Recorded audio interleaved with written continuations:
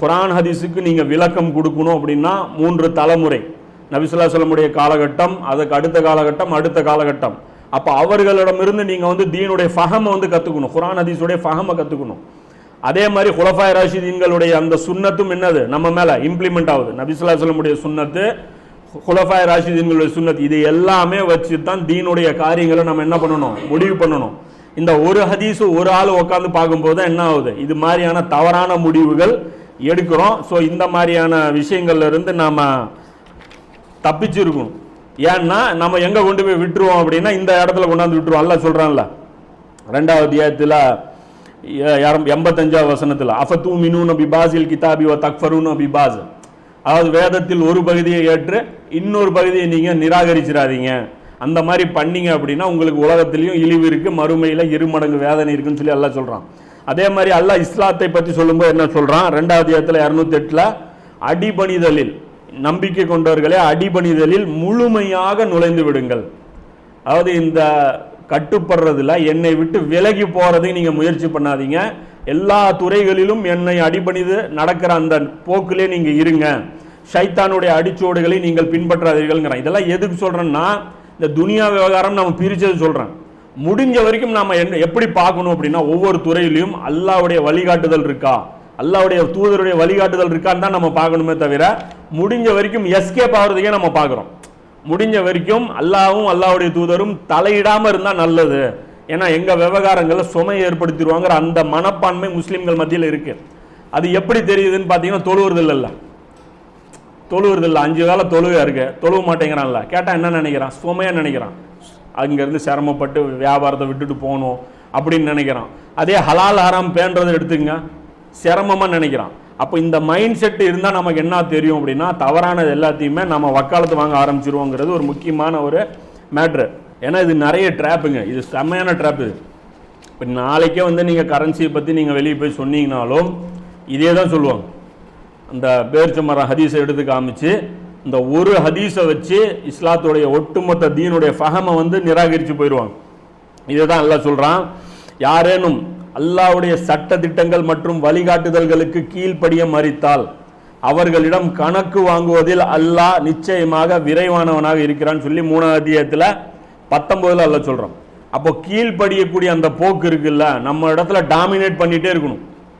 நான் அல்லாஹ்வுக்கு கட்டுப்பட்டு நடக்கிறவன் அப்படிங்கிற அந்த போக்கு டாமினேட் பண்ணிகிட்டே இருக்கணும். அவனுக்கு அடிபணிந்து வாழும் நடத்தையை விடுத்து வேறொரு வாழ்க்கை நெறியை யாரேனும் மேற்கொண்டால் அவனிடம் இருந்து ஒருபோதும் அது ஏற்றுக்கொள்ளப்படாது அப்படின்னு சொல்லி 3வது அத்தியாயத்தில் 85 சொல்கிறான். இப்போ இந்த மாதிரி ஆட்களை பார்த்து அல்லாஹ் சொல்கிறான், அவர்களுடைய உள்ளங்களில் நோய் இருக்கின்றது, அல்லாஹ் இந்த நோயை அவர்களுக்கு இன்னும் அதிகப்படுத்தி விட்டான். ஏன்னா அந்த பேப்பர் கரன்சி நமக்கு பயன்படுத்துறதுக்கு ரொம்ப ஈஸிங்க. ஏன்னா சில விஷயங்கள் தெளிவுபடுத்திடணும் முன்னாடியே ஆழமாக, ரொம்ப பயன்படுத்துறதுக்கு ஈஸி. அதே பண்டமாற்று முறைன்னு இப்போ நம்ம பேக்கில் போனோம்னு வச்சுக்க ரொம்ப கஷ்டம். அதனால் என்ன சொல்லுவோம் அப்படின்னா, மறுபடியும் அந்த பழைய வாழ்க்கைக்கு திரும்ப ரொம்ப கஷ்டம். அதை வந்து சிரமமாக நினைப்போம், அதுக்கு எதிர்த்து மறுத்து நம்ம பேசுவோம். அப்போ அதுக்கெல்லாம் எல்லாம் சொல்லிடுறோம், இதெல்லாம் வந்து உங்கள் போக்கிலே இருக்கக்கூடாது, நான் என்ன சொல்கிறேனோ அதை உங்களை செய்கிறதுக்கு உண்டான அந்த மனநிலையில் தான் ஒரு முஸ்லீம் இருக்கணும், எனக்கு மாறு செய்யக்கூடிய அந்த போக்கில் நீங்கள் இருக்கக்கூடாதுங்கிறான். அதுதான் எல்லாம் இங்கே இதுலேயும் சொல்கிறேன் பாருங்க, 3வது அத்தியாயத்தில் 7வது வசனத்தில், எவர்களுடைய உள்ளங்களில் நோய் உள்ளதோ அவர்கள் குழப்பத்தை ஏற்படுத்த முத்தஷாபிஹாத்தான வசனங்களின் விளக்கத்தை தேடி அதனை பின்பற்றுகின்றனர்ங்கிறாங்க. அப்போ இந்த ஹதீஸை எதுக்கு காட்டுறாங்க அவங்க, இது துனியாவுடைய விவகாரம்னு ஏன் காட்டுறாங்க அப்படின்னா, ஃபித்னா, இதன் மூலமாக ஒரு ஃபித்னா அவர்களுக்கு அறியாமலே, சில பேர் தெரிஞ்சு பண்ணலாம், சில பேர் அறியாமலே என்ன பண்ணுவாங்க, இந்த ஃபித்னாவில் ஒரு பாட்டில் வந்துடுவாங்க. என்னதான் நம்ம சொன்னாலும் இல்லை இது உலக விவகாரம், இது உலக விவகாரம்னு சொல்லி கொண்டு போய் என்ன பண்ணுவாங்க, அதை ஃபிட் பண்ணி இதை நம்ம பார்க்க வேண்டியது இல்லைன்னு சொல்லிடுவாங்க. ஸோ இதெல்லாம் டேஞ்சரான விஷயம். இந்த மாதிரி ஒரு சில விஷயங்கள் எடுத்துகிட்டு போய் தான் இன்றைக்கி நிறைய இந்த உம்மத்து வந்து குருட்டுத்தனமாக அலையுது. அதாவது இந்த நடக்கிற விஷயங்களுக்கு கூட பார்த்தீங்கன்னா, இந்த என்ஆர்சி இதெல்லாம் நடக்குது இல்லையா, இதில் கூட நிறைய பேர் போட்டிருப்பாங்க, விதிப்படி எல்லாம் நடக்குது, எல்லாம் நாடுனது தான் நடக்கும், மாற்றி எதுவுமே நடக்காது இல்லை, நீங்கள் ஏன் ரியாக்ட் பண்ணுறீங்க, நீங்கள் ஏன் அப்படி பண்ணுறீங்க, நீங்கள் இப்படி பண்ணுறீங்கிறது. அதே மாதிரி இந்த மாதிரி விஷயங்கள்லாம் ஹலால் ஹராம் விஷயம் சொல்லும்போது தெளிவாக எல்லாம் சொல்ல மாட்டானா, அது என்ன அல்லாஹ் வந்து இப்படி பேசுவானா, அப்போ கிலாஃபத்து கடமைன்னு எங்கே இருக்குது, இப்படியெல்லாம் நுரண்டு கேள்வி நிறைய வருது இல்லை. இதுக்கெல்லாம் அடிப்படையான காரணம் என்ன அப்படின்னா, இதுதான் நம்முடைய உள்ளத்தில் நோய் மூடலாக சொல்லப்பட்ட விஷயமா இருந்தாலும் நாம் என்ன பண்ணணும், அதை கிளியர் பண்ணி நம்ம மேலே அது அப்ளை பண்ண தான் நம்ம ட்ரை பண்ணணும். அதிலிருந்து நழுவி போகிறதுக்காக நம்ம வந்து ட்ரை பண்ணக்கூடாது. இது ஒரு முக்கியமான விஷயம். ஸோ இந்த ஒரு அடிப்படையை வச்சுக்கிட்டு இந்த விஷயத்தை அணுகணும்னா அல்லாவும் அல்லாவுடைய தூதரும் இந்த கரன்சி விஷயத்தில் என்ன சொல்கிறாங்க அப்படின்னு அணுகணும் அப்படின்னா நமக்கு அல்லாஹ் வந்து வழிகாட்டுவான். அதனால் நல்ல எண்ணத்தோட, அதாவது நமக்கு சிரமமான ஒரு வாழ்க்கை முறையாகவே இருந்தாலும் அது அல்லாவுடைய தூதரும் அல்லாவும் அல்லாவுடைய தூதரும் சொன்னாங்களான்னு பார்த்துட்டு தான் நம்ம போகணும். சரி, இப்போ பணத்தை பொறுத்த வரைக்கும் நபி ஸல்லல்லாஹு அலைஹி வஸல்லம் அவங்களுடைய காலகட்டத்தில் எப்படி இருந்துச்சு, நபி ஸல்லல்லாஹு அலைஹி வஸல்லம் அவர்கள் எப்படி வந்து கட்டளை போட்டாங்க அப்படின்னு பார்த்தீங்க அப்படின்னா ஒரு ஹதீஸ், இது புகாரி முஸ்லீமில் நிறைய ஹதீஸ்கள் பார்க்க முடியுது. இதில் ஒரு ஹதீஸ் மட்டும் சாம்பிள் சொல்கிறோம், அது ஒரு லிஸ்ட்டே இருக்கும் உங்களுக்கு. 3232வது ஹதீஸ் முஸ்லீமில் வரக்கூடிய ஒரு ஹதீஸ். அதில் வந்து உபாதா பின் சாமித் ரலியல்லாஹு அன்ஹு அவங்க வந்து அறிவிக்கிறாங்க, தங்கத்துக்கு தங்கம், வெள்ளிக்கு வெள்ளி, பேரிச்சம்பழத்துக்கு பேரிச்சம்பழம், கோதுமைக்கு கோதுமை, நெல் கோதுமைக்கு நெல் கோதுமை, உப்புக்கு உப்பு அதே அளவு மற்றும் அதே நேரம் இல்லாமல் விற்பது ஒவ்வொன்றும் வட்டி ஆகும் அப்படிங்கிறாங்க. தங்கம் இருக்குல்ல, தங்கம் கொடுத்தா அதே அளவு தங்கம், அதே குவாலிட்டி தங்கம். 20 கேரட் கொடுத்தீங்கன்னா 20 கேரட் தங்கம், 18 கொடுத்தீங்கன்னா 18 கேரட் தங்கம். மாற்றி கேரட்டு கூட சேல்ஸ் பண்ணக்கூடாதுங்கிறாங்க. அதே மாதிரி அதே பொருளுக்கு பொருள் உடனே எக்ஸ்சேஞ்ச் பண்ணிங்கன்னு வைங்க, அது என்ன பண்ணணும், வேல்யூமும் மாற்றி கொடுக்கக்கூடாது. 10 கிராம் தங்கம் கொடுத்துட்டு 8 கிராம் வாங்கக்கூடாது. புரியுதா இல்லையா? எக்ஸ்சேஞ்ச் பண்ணும்போது இந்த விஷயங்கள் மெயின்டைன் பண்ணணுங்கிறாங்க. இதில் என்ன சொல்கிறாங்க, மெட்டீரியல் டு மெட்டீரியல் எக்ஸ்சேஞ்ச் பண்ணணும், உடனுக்கு உடன் எக்ஸ்சேஞ்ச் பண்ணணும். இதில் குவான்டிட்டி மாறக்கூடாது. 2 கிலோ கோதுமை கொடுத்துட்டு 1 கிலோ கோதுமை வாங்கக்கூடாது. இதெல்லாம் கொஞ்சம் இன்ஷால்லா டீட்டெயிலாக பேசுவோம். மொத்தத்தில் என்ன சொல்கிறாங்கன்னா, இது எல்லாமே பொருட்கள் வந்து பணமாக பயன்படுத்தலாம்ங்கிறாங்க. எதை, தங்கத்தை, வெள்ளிய, கோதுமைய, உப்பை, பேரிச்சம்பழமை, அப்புறம் இந்த தொழில் நீக்கப்படாத கோதுமையை. இப்போ இது எல்லாமே பார்த்தீங்க அப்படின்னா அதற்கு டிஃபால்ட்டாக என்ன இருக்குது, மதிப்பு இருக்குது. தங்கத்துக்கு மதிப்பு இருக்கா இல்லையா? அது கரன்சியாகவும் பயன்படுத்தலாம், தனியாகவும் பயன்படுத்தலாம். கோதுமைக்கு மதிப்பு இருக்கா இல்லையா? பேரிச்சம்பழத்துக்கு மதிப்பாக இருக்கா இல்லையா? அப்போ இதிலிருந்து என்ன புரியுது அப்படின்னு பார்த்தீங்கன்னா, மதிப்பு இருக்கிற பொருட்கள் மட்டுமே தான் என்ன பண்ணணும், பயன்படுத்தணும். அப்போ நீங்கள் எதை கரன்சியாக பயன்படுத்துகிறீர்களோ அதற்கு சுயமாக மதிப்பு இருக்க வேண்டும்.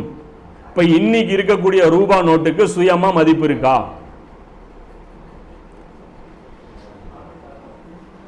இந்த ரூபா நோட்டு இருக்கு, இந்த ரூபா நோட்டில் என்ன சொல்லுது, அதுதான் ஐ ப்ராமிஸ் டு பே த பேரர், நான் வாக்குறுதி அளிக்கிறேன் இந்த தாளை கொண்டு வரும் நபருக்கு இந்த 100 ரூபாய் அளவுக்கான பொருள், இந்த 100 ரூபாய் அளவுக்கான மதிப்புக்கு நான் என்ன பண்றேன், வாக்குறுதி அளிக்கிறேன். இது யாருடைய வாக்குறுதி?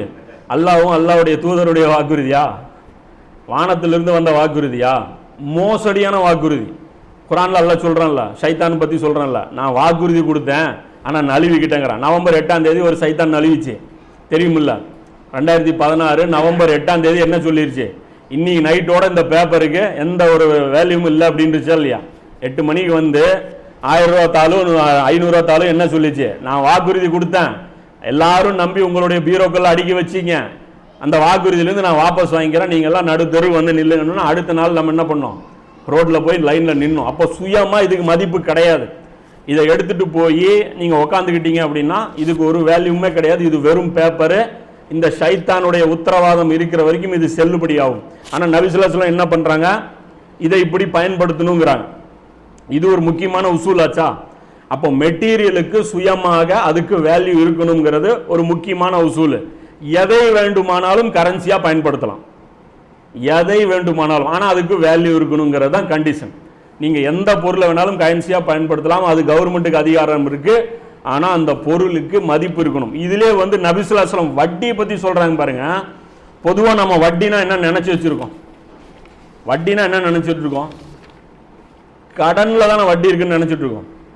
கடன் கொடுத்தா அதில் நம்ம திருப்பி வாங்கினா அதுக்கு பேர் என்னது, 100 ரூபா கொடுக்குறீங்க, திருப்பி அது 110 ரூபா வாங்கினா அதுக்கு பேர் என்னது, வட்டி. இப்போ அதே வந்து மாற்றி போடுங்க, 1 லிட்டர் தண்ணி கொடுக்குறீங்க, 1.25 லிட்டர் தண்ணி வாங்குறீங்க, இதுக்கு பேர் என்னது, வட்டி. இதுவும் வட்டி, கரெக்டு தானே?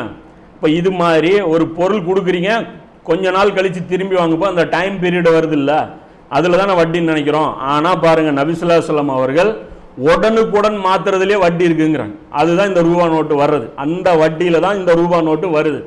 உடனுக்குடன் மாத்துறதுலேயே வட்டி வருதுங்கிறாங்க. இப்போ இந்த கடன்ல வட்டி இருக்குதுன்னு சொல்லி சில ஹதீஸ் இருக்கு. இன்ஷால்லா அதையும் வந்து நம்ம கிளியர் பண்ணிடலாம். என்னன்னா அந்த புகாரியில் 2178 179 உடனுக்குடன் நடக்கும் வியாபாரத்தில் வட்டி என்பது கிடையாது, கடனில் தான் வட்டி அப்படின்னு சொல்லி ஹதீஸ்கள் வருது. இந்த ஹதீஸ் வந்து இப்னு அப்பாஸ் ரலியல்லாஹு அன்ஹு அவர்களும் உசாமா ரலியல்லாஹு அன்ஹு அவர்களும் வந்து அறிவிக்கிறாங்க. இந்த ஹதீஸை பொறுத்த வரைக்கும் ஒட்டுமொத்தமா இருக்கக்கூடிய மற்ற ஹதீஸ்களுக்கு முரண்பட்ட ஹதீஸ் இது. இது புகாரிலே வந்திருந்தாலும் அதிலே ஷராவில் அதிலே அடிக்குறிப்பில் போட்டிருக்காங்க. புகாரி அடிக்குறிப்பு அந்த ரஹமத் ட்ரஸ்ட் இருக்கு இல்லையா, அதிலே வந்து அடிக்குறிப்பில் போட்டிருக்கிறாங்க. என்னன்னு போட்டிருக்காங்க, இந்த ஹதீஸ் வந்து ஏற்க முடியாது. ஏன்னா இது வந்து ஒரு பிட்டு, ஒரு ஹதீஸுடைய மொத்த வாசகத்துடைய ஒரு சின்ன பகுதி தான் இது. ஏன்னா நபி ஸல்லல்லாஹு அலைஹி வஸல்லம் அவர்கள் தெளிவாக இதற்கு மாற்றமாக வழிகாட்டி இருக்காங்க. உம்மத்துடைய இஜ்மா ஆயிருச்சுங்கிறாங்க. உம்மத்துடைய இஜ்மா ஆயிருச்சு. கடன் வட்டி என்பது கடனில் மட்டும் கிடையாது, வேறு நிறைய விஷயங்களிலும் வட்டி இருக்குங்கிறது. அப்ப இதை ஒரு விஷயம் கிளியர் பண்ணிக்கணும். இதுக்கு ஒரு ஆதாரமும் வந்து நீங்க பாத்துங்க. எப்படி அப்படின்னா பிலால் ரலியல்லாஹு அன்ஹு இருக்காங்க. நபி ஸல்லல்லாஹு அலைஹி வஸல்லம் அவங்களுடைய சபையில பிலால் ரலியல்லாஹு வர்றாங்க. இது கைபருக்கு அப்புறம் நடக்கிற ஒரு நிகழ்வு. ஏன்னா பிலால் ரலியல்லாஹு அன்ஹு வந்து பேரிச்சம்பழம் எடுத்துட்டு வராங்க. எடுத்துட்டு வந்துட்டு சாப்பிட்டுட்டு இருக்காங்க. அப்போ ரசூலுல்லாஹ் கேட்குறாங்க, என்ன பேரிச்சம்பழம் காட்டுங்கன்னா வாங்கி பார்க்குறாரு. உயர்ந்த ரகமாக இருக்குது. இவ்வளோ உயர்ந்த ரகமாக இருக்குது, இது நம்ம பார்த்ததே, இது நம்ம ஏரியா பேரிச்சம்பழம் கிடையாத, இது எங்கே உங்களுக்கு கிடைச்சது அப்படின்னு சொல்லி கேட்கும்போது பிலால் ரலியல்லாஹு சொல்கிறாங்க, இது வந்து நான் வாங்கினேன், மார்க்கெட்டில் வாங்கினேன். நம்மளது மட்ட ரக பேரிச்சம்பழம் 2 சாவு கொடுத்து உயர்ந்த ரக பேரிச்சம்பழம் 1 சாவு வாங்கினேங்கிறாங்க. ஒரு நல்லா புரிஞ்சுங்க, குவாலிட்டி கம்மி பேரிச்சம்பழம் 2 கிலோ கொடுக்குறாங்க. வாங்குறது ஒரு கணக்குக்கு சொல்கிறேன், கிலோங்கிறது. வாங்குறது எவ்வளோ வாங்குறாங்க, ஹை குவாலிட்டி பேரிச்சம்பழம் 1 கிலோ வாங்குறாங்க. இப்போ 80 ரூபா பேரிச்சம்பழம் 2 கிலோ கொடுத்தாங்க, 160 ரூபா ஆகிப்போச்சா. 160 ரூபா பேரிச்சம்பழம் 1 கிலோ வாங்கிட்டாங்க. இப்போ பார்த்தா எங்கேயாவது வட்டின்னு தெரியுதா? தெரியல. நபி ஸல்லல்லாஹு அலைஹி வஸல்லம் சொல்றார்கள், வட்டியின் ஊற்றுக்கண்ணே இதுதான்ங்கிறாங்க. வட்டியுடைய அசல் வடிவமே இதுதான்ங்கிறாங்க. இதுல என்ன வட்டின்னு யோசிச்சோம்னா அதுதான் ரூபா நோட்டு. இதுல எப்படி வட்டி வரும் அப்படின்னு நீங்க யோசிச்சு பார்த்தீங்கன்னா அங்கதான் என்ன வருது, ரூபா நோட்டுடைய ஒரு இது வருது. இது வந்து முற்றிலும் ஹராமான ஒரு விஷயம். இப்போ இதுக்கே இன்னொரு முக்கியமான இதையும் சொல்றேன். இந்த இது வந்து பேரிச்சம்பழத்துக்கான உதாரணம். இன்னொரு உதாரணம் பார்த்தீங்கன்னா முஆவியா ரலியல்லாஹு அன்ஹு அவர்களுடைய தலைமையில தளபதியா அவர் இருக்கும்போது ஒரு போருக்கு வந்து போறாங்க. அங்க கனிமத் வந்து கிடைக்குது, கனிமத்து பொருள் கிடைக்குது. அதுல வந்து ஒரு பாத்திரம் கிடைக்குது. இது முஸ்லீம்ல 3632வது ஹதீஸ். அந்த பாத்திரம் வந்து கிடைக்குது. அந்த பாத்திரம் பங்கிடுறதுக்குன்னு ஒரு டைம் இருக்கும்ல, இந்த கனிமத்தை பிரிக்கிறதுக்குன்ட்டு அங்கே ஊருக்கு கொண்டு போய் பங்கிடுவாங்க, இல்லை ஒரு பர்டிகுலர் நாளில் வச்சு தான் பங்கிடுவாங்க. அப்போ அதுக்கு முன்னாடி அந்த பாத்திரம் வந்து யாருக்காவது போயிரும்ல. அப்போ அந்த அடிப்படையில் அவர் என்ன பண்ணுறாரு, பணத்துக்கு வந்து அந்த பாத்திரத்தை கேட்குறாரு. அந்த வெள்ளி பாத்திரம் வந்து எனக்கு கொடுத்துருங்க அப்படின்னு சொல்லி சில வெள்ளி காசுகள் அவர் கையில் ஸ்டாக்கும் இருக்கு. அதை கொடுத்துட்டு மறுபடியும் நான் வந்து இந்த வெள்ளி காசு மீதி இருக்கிற அமௌண்ட் வந்து நான் அந்த பங்கு போடும்போது என் பங்கு காசு வரும்ல, அந்த நேரத்தில் நான் உங்களுக்கு கொடுக்குறேன்னு சொல்லி வாங்கிடுறேன். வாங்கின உடனே இப்படி இவர் வாங்குறத பார்த்துட்டு கீழே இருக்கிற அந்த படை வீரர்கள் எல்லாம் என்ன பண்ணுறாங்க, அவர்களும் போய் ஆளுக்கு இந்த மாதிரியான ஒரு வியாபாரத்தில் ஈடுபடுறாங்க. ஏன்னா நாங்களும் அப்புறம் பணம் தரோம்னு சொல்லி இப்படி வாங்குறாங்க. அப்போ வாங்கும்போது உபாதா பின் சாமித் ரலியல்லாஹு அன்ஹு எங்கே இருக்கிறாங்க, அவர் போய் என்ன பண்ணுறாரு, சொல்கிறாரு, இப்படி வந்து இது வாங்காதீங்க. நபி ஸல்லல்லாஹு அலைஹி வஸல்லம் அவர்கள் வெள்ளிக்கு வெள்ளி தங்கத்துக்கு தங்கம் இப்படி பண்ணும்போது ஒரே அமௌண்ட் கொடுத்து வாங்கணும், அது ஒரே நேரத்தில் கொடுத்து வாங்கணும் அப்படின்னு சொல்லி நபி ஸல்லல்லாஹு அலைஹி வஸல்லம் சொன்னாங்க. இதை வந்து தடை செஞ்சிருக்காங்க இந்த மாதிரியான வியாபாரத்தை அப்படின்னு சொல்லிட்டு இது வட்டியில் வரும் அப்படின்னு சொல்லி சொல்றாங்க.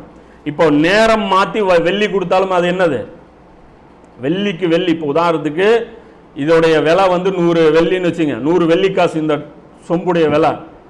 இதை வந்து ஒரு மாதம் கழிச்சு நான் கொடுக்குறேன்னு சொல்லி இப்போ வாங்க முடியுமா? இன்றைய வெள்ளி நிலவரப்படி கணக்கில் வச்சு 100 நாள், அதாவது ஒரு மாதம் கழிச்சு ஒரு ரேட்டு வச்சு நம்ம வாங்கினோம்னா அதுவும் வந்து என்னது, வட்டி அப்படின்னு சொல்லி சொல்கிறாங்க. இப்போ இந்த விஷயத்தை அவங்க சொன்ன உடனே மக்கள் என்ன பண்ணுறாங்க, அந்த பொருட்களை கொண்டு உபாதா பின் சாமித் ரலியல்லாஹு அன்ஹு இப்படி ஒரு ஹதீஸை சொன்ன உடனே என்ன பண்ணுறாங்க, கொண்டு போய் மக்கள் எல்லாமே ரிட்டர்ன் கொடுத்துறாங்க. ஐயோ உங்களுக்கு வேண்டாம், நீங்கள் அந்த பங்கிட்டு போட்டதுக்கப்புறமே நாங்கள் வாங்கிக்கிறோம் அப்படின்ட்டு.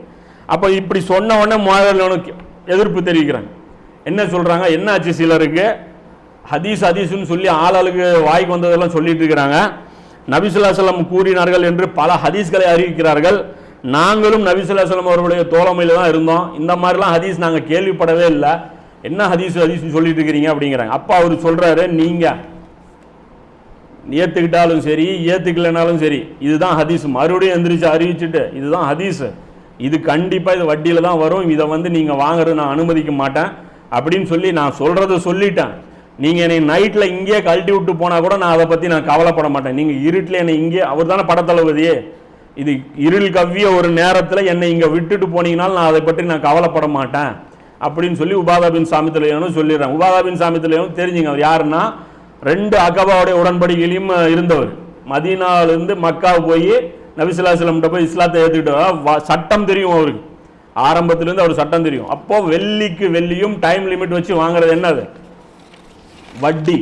அப்போ இதுல பொறுத்த வரைக்கும் இப்ப என்ன பண்றாங்க, ஒரே பொருள் 2 வந்துச்சுன்னா இப்போ இது என்னது, இது அமெரிக்கன் டாலரு, இது எத்தனை இன்ச் இருக்கும், இது 6 இன்ச் இருக்கும், இது ஒரு 2 இன்ச் இருக்கும். 6க்கு 2 பேப்பரு, இது என்னது 6க்கு 2 பேப்பரு. இந்த 2 பேப்பரும் ஒரே மதிப்பாக தான் இருக்கணும். இப்போ இந்த பேப்பர் எத்தனை கொடுக்கணும், இந்த பேப்பர் எவ்வளோ கொடுப்பான், இந்த பேப்பரில் என்னங்க வரும், 70 ரூபாய் கொடுத்தா தானே இது 1 ரூபா. அப்போ இந்தியாவில் இருக்கிற ஒருத்தன் 70 மடங்கு உழைக்கணும். புரியுதா இல்லையா? வேற ரூட்ல போய் இவனுக்கு அடிக்கிறானு. நான் 1 ரூபா வாங்குறதுக்கு 1 மடங்கு அங்கே உழைச்சேன்னா போதும். அமெரிக்காவில் இருக்கிற ஒருத்தன் ஒரே 1 மணி நேரம் வேலை செஞ்சானா 1 ரூபா கூலி கிடைச்சிரும். இங்கே நான் வேலை செஞ்சோன்னா 70 மணி நேரம் நான் வேலை செய்யணும். அப்போ எந்த அளவுக்கு இது வந்து ஃபித்னா இவனுக்கு பண்ணி வச்சிருக்காங்க பாருங்க. அதனால தான் அவங்கெல்லாம் பணக்கார நாடு. ஒன்றுமே விளையாத ஒருத்தன் பணக்கார நாடா. இதில் இவன் சொல்லுவான்ல ஒரு இதில் கூட, என்ன வளம் இல்லை இங்க திருநாட்டில், ஏன் கையை ஏந்த வேண்டும் வெளிநாட்டில் அப்படியும். இப்போ கையை ஏந்திட்டு இருக்கிற பிச்சைக்காரன் பிச்சை போடுறான், நம்மளை பார்த்து நான் ஏழைங்கிறான். நம்மகிட்ட பிச்சை வாங்கிட்டு இருக்கிறவங்க நம்மளை பார்த்து ஏழைங்கிறாங்க. இது எப்படி செட் பண்ணாங்கன்னு பார்த்தீங்கன்னா இந்த பேங்கிங் சிஸ்டம் தான். எப்படி இவங்க சொகுசாக வாழ்ந்துட்டு இருக்கிறாங்க, எப்படி இவங்க உலகத்தில் வந்து உலகத்துடைய பாக்கியங்களை வந்து அனுபவிச்சுட்டு இருக்கிறாங்க, அவங்களுக்காக இன்னைக்கு நாம உட்காந்து இங்கே மாடு மாதிரி வேலை செஞ்சுட்டு இருக்கிறோம். அப்போ இந்த பேப்பர் வேல்யூ மாற்றினது யார்? இந்த பேப்பர் டெய்லி பேப்பர் திறந்து பார்க்குறோமா, இன்னைக்கு டாலருடைய விலை எவ்வளோ, 62 ரூபா 70 சொல்கிறான். ஒரு நாளைக்கு எந்திரிச்சு பார்ப்போம், ஜனவரி 2018 டாலருடைய விலை எவ்வளோ இருக்கும், 60 ரூபா இருக்கும். அதே 2019 எவ்வளோ இருக்கும், 68 ரூபா. எப்படி ஏறிச்சு இது? டாலர் எப்படி ரேட் ஏறுது? எதை வச்சு அவன் ஏத்துறான்? அதுதான் அவன் செட் பண்ணி வச்சிருக்கிறான் சிஸ்டம்.